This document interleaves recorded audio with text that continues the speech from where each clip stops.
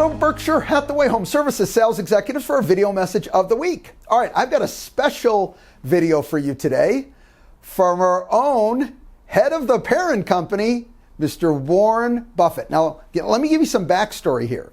This is an interview he did in 1985. And I have to tell you, there are so many golden nuggets here for learning about investing, understanding how to, view the world, view our businesses. I have to tell you, I enjoyed it so much. I hope you enjoy it as well and get as much out of it as I did. I'll see you next week. Enjoy. Bye-bye. Let's take Warren Buffett of Omaha, Nebraska. If you had put $10,000 in 1965 into his company, Berkshire Hathaway, you would have $1 million today. Warren was a chapter in my 1972 book, Super Money, so I've known him a long time. He learned his trade with Ben Graham, the original dean of security analysis at Columbia University. I don't think Warren has ever been on television until this interview, and he has certainly never courted publicity, but recently he got a lot of it when he emerged as the key figure in the takeover of ABC by Capital Cities. Warren will be the largest shareholder of the new company, and his own net worth is now far in excess of $500 million. But when I spoke with him last fall in his office in Omaha, he very characteristically made his investment style seem so perfectly simple. The first rule in investment is don't lose. And the second rule in investment is don't forget the first rule, and that's all the rules there are. I mean, if you buy things for far below what they're worth and you buy a group of them, you basically don't lose money. Warren, what do you consider the most important quality for an investment manager? It's a temperamental quality, not an intellectual quality. You don't need tons of IQ in this business. I mean, you have to have enough IQ to get from here to downtown Omaha, but you do not have to be able to play three-dimensional chess or be in the top leagues in terms of bridge playing or something of the sort. You need a stable personality. You need a temperament that neither derives great pleasure from being with the crowd or against the crowd, because this is not a business where you take polls. It's a business where you think. And Ben Graham would say that you're not right or wrong because 1,000 people agree with you.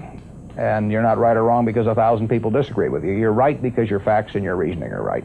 Warren, what do you do that's different than 90% of the money managers who are in the market? Certainly most of the professional investors focus on what the stock is likely to do in the next year or two, and they have all kinds of arcane methods of approaching that, but they do not really think of themselves as owning a piece of a business. The real test of whether you're investing from a value standpoint or not is whether you care whether the stock market is open tomorrow. If you're making a good investment in a security, it shouldn't bother you if they close down the stock market for 5 years. All the ticker tells me is the price. Yeah. And I can look at the price occasionally to see whether the price is outlandishly cheap or outlandishly high. But prices don't tell me anything about a business.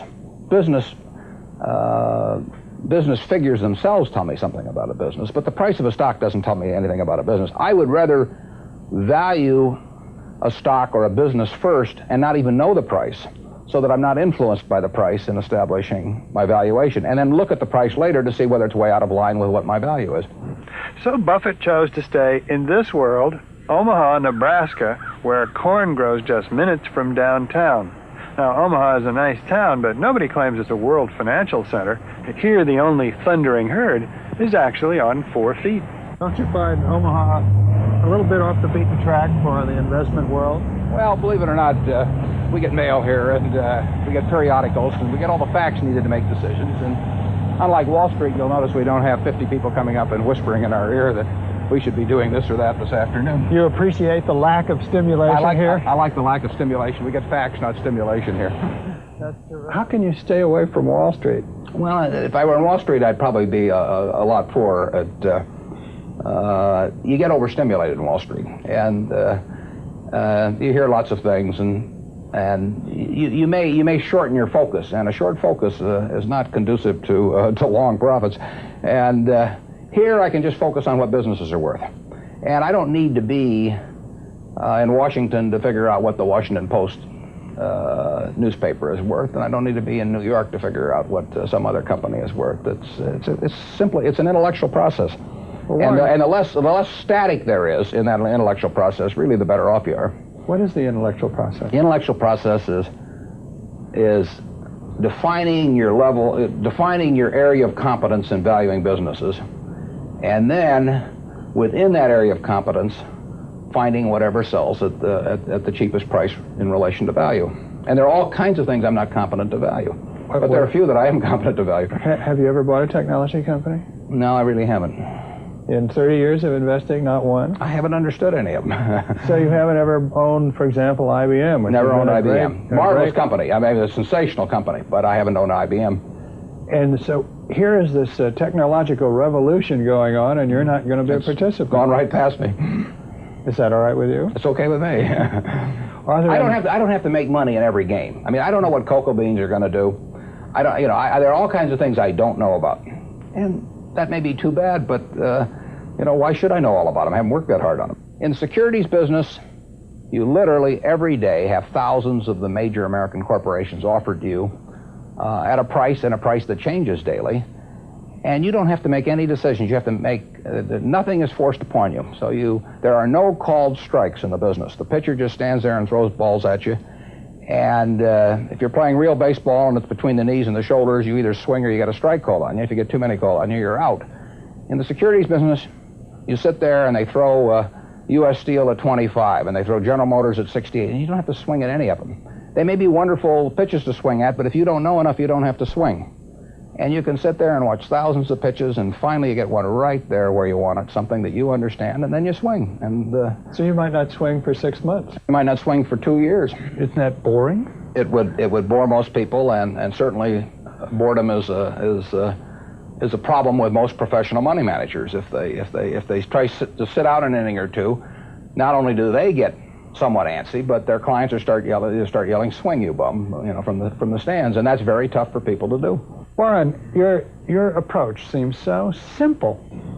Why doesn't everybody do it? Well, I think partly because it is so simple. That the academics, for example, focus on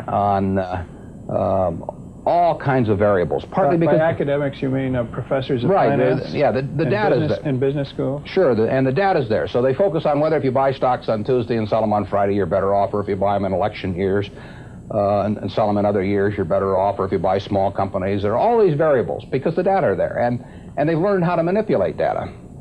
And as a friend of mine says, to a man with a hammer, everything looks like a nail. And once you have these skills, you just are dying to utilize them in some way, but they aren't important. If I were being asked to participate in a business opportunity, would it make any difference to me whether I bought it on a Tuesday or a Saturday or an election year or something? It's not what a businessman thinks about in buying businesses. So why think about it when buying stocks? Because stocks are just pieces of businesses.